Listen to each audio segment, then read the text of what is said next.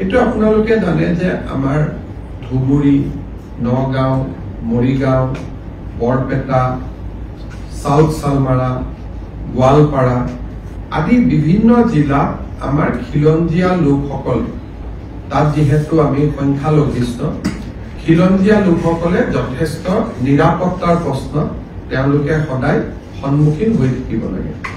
বিশেষকৈ বাংলাদেশৰ হোৱা ঘটনাৱলীৰ পৰিপ্ৰেক্ষিতত তেওঁলোকে বাংলাদেশৰ ফালৰ পৰাও আক্ৰমণৰ বলি হ'ব পাৰে আৰু নিজৰ গাঁওখনতো আক্ৰমণৰ বলি হ'ব পাৰে। সেই পৰিপ্ৰেক্ষিতত আজি কেবিনেটে সিদ্ধান্ত লৈছে যে আমাৰ অসমত এনেকুৱা যিবিলাক ভালনাৰেবল এৰিয়া আছে তাত খিলঞ্জীয়া জনসাধাৰণক আৰ্ম লাইসেন্স দিয়া হ'ব। আমি তেওঁলোকক আৰ্ম লাইসেন্স দিম, তেওঁলোকে যাতে কোনোবাই যদি ভাবে যে মই বন্দুক কিনিম বা মই আগ্নেয়াস্ত্ৰ ৰাখিম, তাৰ কাৰণে আজি আমি এটা স্কিম এনাউন্স কৰিছো, special schemes for grant of arm licences to original inhabitants and indigenous Indian citizen in vulnerable and remote areas of Assam. আমাৰ বহুত সময়ত আমি দেখা পাওঁ যে নিৰাপত্তাৰ প্ৰশ্নত তেখেতসকল ভোগ কৰি থাকে আৰু বিশেষকৈ এতিয়া যেহেতু বাংলাদেশী নাগৰিক আদি বিতৰণৰ বহুত কাম আমাৰ চলি আছে, গতিকে এই অঞ্চলবিলাকত আমাৰ যিখিনি থলুৱা খিলঞ্জীয়া লোক আছে তেওঁলোক যথেষ্ট নিৰাপত্তাৰ এটা সংকট ভুগি থাকে আৰু কিছুমান গাঁৱত অকণমান তেওঁলোকৰ পপুলেশ্যন আছে। ক'ৰবাত ধৰক মই এতিয়া নিজে জানো যে বাঘবৰ জনিয়াৰ ভিতৰত এখন গাঁৱত কৰবাত 500 ঘৰ মানুহে বাকী আছে আৰু কোনো নাই। গতিকে এতিয়া সেই মানুহখিনিৰ কোনোবাই যদি চৰকাৰে বন্দুকটো কিনি নিদিয়ে কিন্তু কোনোবাই যদি লাইসেন্স বিচাৰে আমি তেওঁলোকক উদাৰভাৱে লাইসেন্স দিম যাতে তেওঁলোকে নিজৰ ৰক্ষণাবেক্ষণ কৰিব পাৰে। এইটো এটা সেই অঞ্চলৰ মানুহৰ বহুদিনীয়া এটা অনুৰোধ আৰু দাবী আছিলে। ইয়াৰ ফলত ঢিং, ৰূপহী, লাহৰীঘাট এই অঞ্চলবিলাকৰ পকেটত যিবিলাক আমাৰ অসমীয়া মানুহ এতিয়াও আছে তেওঁলোকে সদায় ভয়ত জাগাখিনিৰ পৰা ওলাই আহিব লাগে, মাটি বাৰী বিক্ৰী কৰি ওলাই আহিব লাগে।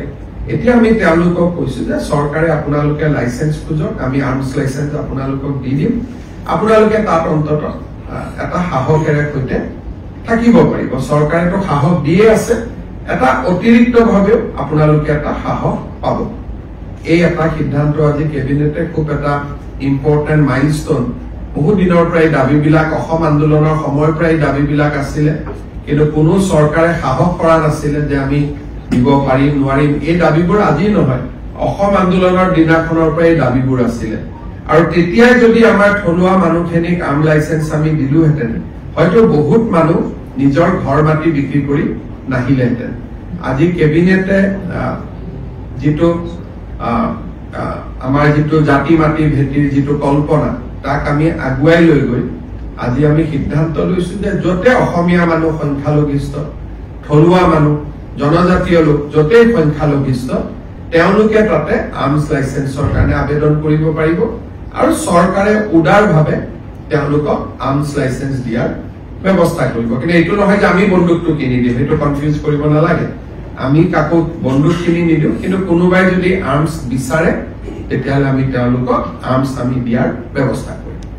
কিন্তু কেৱল ইণ্ডো বাংলা বৰ্ডাৰ বুলি নহয়, ইণ্ডো বাংলা বৰ্ডাৰ শব্দটো আমি কোৱা নাই, মই খালি উদাহৰণ দিছো যে আজিয়ে কিয় কেবিনেটে সিদ্ধান্তটো ল'বলগীয়া হ'ল। কিন্তু উত্তৰটো হ'ল যে ভালনাৰেবল এণ্ড ৰিমট এৰিয়া। গতিকে ৰিমট এৰিয়া বুলি ক'লে সাউথ সালমাৰা পৰি গ'ল, ভালনাৰেবল এৰিয়া বুলি ক'লে যদিও ৰিমট নহয়, ঢিং ৰূপহীৰ অসমীয়া মানুহখিনিৰ কাৰণে এইটো ভালনাৰেবল এৰিয়া হৈ গ'ল। গতিকে দুটা ক্ৰাইটেৰিয়া কৰা হৈছে, এটা ভালনাৰেবল আৰু এটা ৰিমট, দুটা ক্ৰাইটেৰিয়া।